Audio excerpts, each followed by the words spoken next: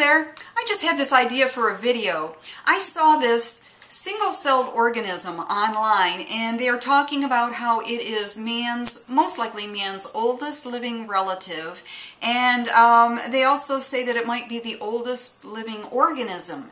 So of course I'm going to show you a picture of it. This is, well, it's a eukaryote, and it's called, oh gosh, what is it? Collodictyon. I don't really know how to pronounce it. Collodictyon. And yes, it's a single-celled organism. I think this is the feeding area here. I know it has a little feeding area, and it has little flagellum, like 4 little flagellum there. But it's unchanged. This is unchanged, and it's in Norway in a pond.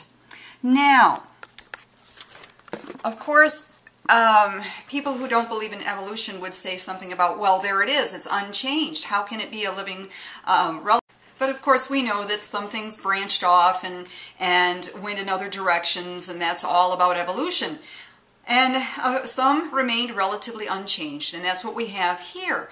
But what's so interesting is that creationists feel that nothing can change from a single-celled thing like this over hundreds of millions of years to become something like what you see in front of you right here.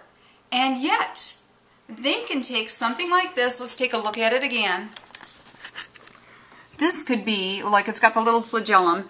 We could call it a sperm, we could call it an egg, we could call it a sperm and an egg combined, and they know that something like this becomes, in 9 months, a baby, and eventually, over time, that baby becomes something like this.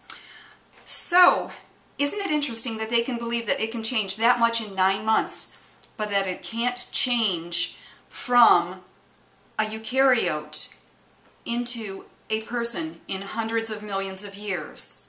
Just a thought for today. And remember this, always look on the bright side of life.